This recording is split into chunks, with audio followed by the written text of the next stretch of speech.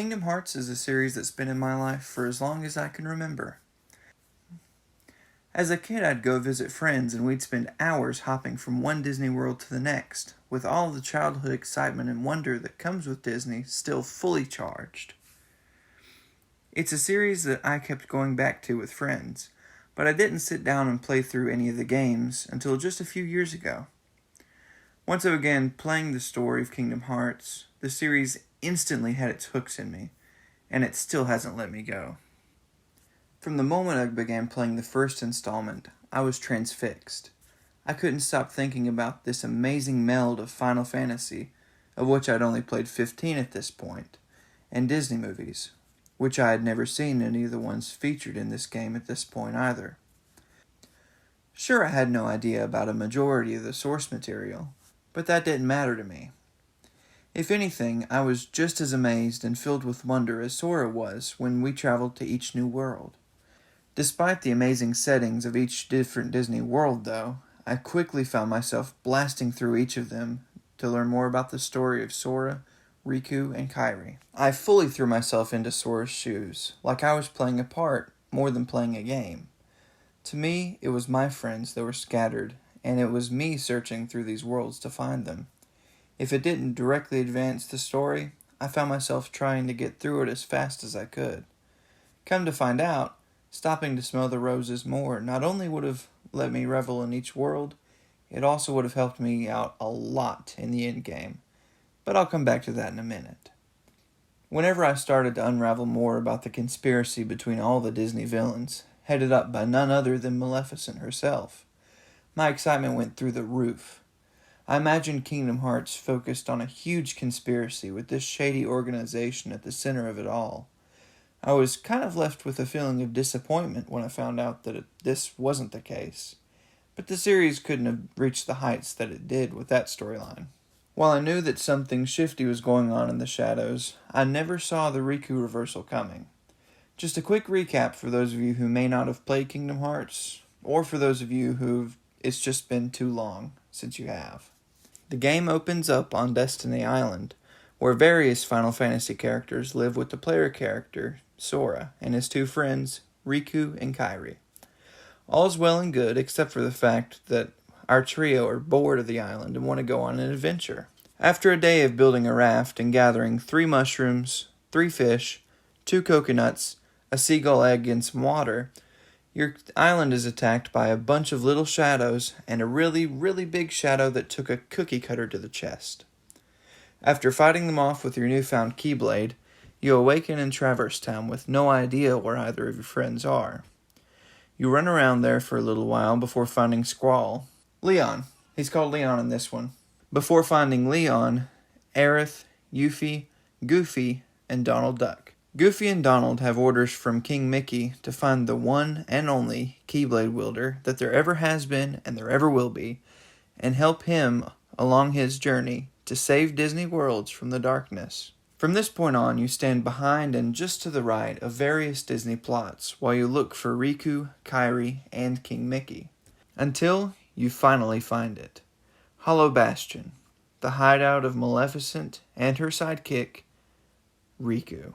Whenever you find Riku, he steals the Keyblade from you, and Donald, without an ounce of regret, leaves you for Riku, and Goofy follows right along with him. You're left with nothing but a wooden sword, which can't hurt the heartless, and Beast.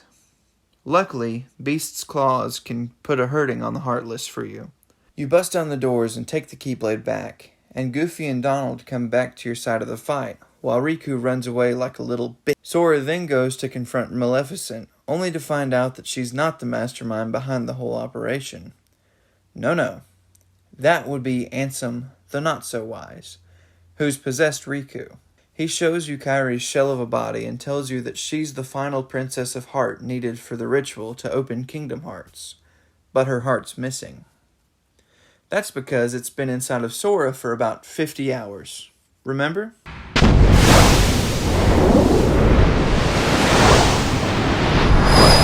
After defeating Riku, Sora immediately, without thinking, turns Riku's Keyblade on himself, setting both his heart and Kairi's heart free from his body.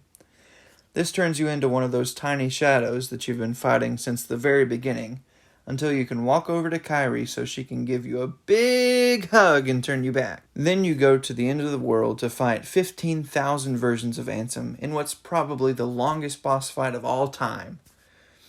Then you see Mickey Mouse's silhouette close the door to Kingdom Hearts with a now restored Riku and get set up for the sequel. Now that we're all caught up to speed, I really think the game shines the most at the very beginning and around Hollow Bastion onwards. I know that this isn't necessarily a new or unpopular opinion, but I find the original story from Kingdom Hearts to be the most compelling in the series, especially when it has consequences that are really felt throughout the series. The Disney worlds are a great distraction from the main quest, but what they really do is give a better idea of who these characters are and their relationships. Sure, Goofy's silly, but he's also a wise person when he wants to be. And he's got a lot that he can teach Sora about facing each day with a smile, no matter what your circumstances are. Sora has lost everything, and he's willing to do whatever it takes to help his friends, even if it means running off with two complete strangers to lands unknown. And while Donald is a short-fused, hateful individual who would rather argue than contribute to a solution sometimes, he does come to the aid of his friend in his hour of need, going against the orders of the king. This is ultimately what it's all about. All of the Disney magic is a great package to put the story in, but it's all about the relationships between the characters and the friendship that bonds everyone together. Even Riku, despite being isolated and manipulated by Maleficent, is eventually brought back to the path of the light thanks to Sora's lasting friendship, even after all the pain that he's caused throughout their journey. Kingdom Hearts has done a lot to help me personally. I stepped away from the game for about 2 years and came back to it shortly after getting married. Not long before finishing the first Kingdom Hearts game, my wife and I were informed that the child we were expecting at the time had a congenital heart defect. At that time, we had no clue what that meant for us, or for her. I felt hopeless. I felt the darkness eating me up inside. Defeating Ansem, overcoming that challenge, made me feel like I had overcome some of my own darkness in a way. The finale of Kingdom Hearts left me with an odd sense of optimism and hope. I felt like Sora was me in that moment. We didn't know what stood ahead of us, but we had the help and support of those who loved and cared for us. That support gave us the strength we needed to face our challenges. Our friends were our power. Thank you all so much for watching this video.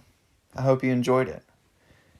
If you want to see more coverage of the Kingdom Hearts series and more, hit the subscribe button.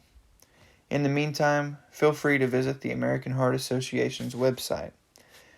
What do you think about Kingdom Hearts games? Let me know down in the comments below. And until next time, may your heart be your guiding key.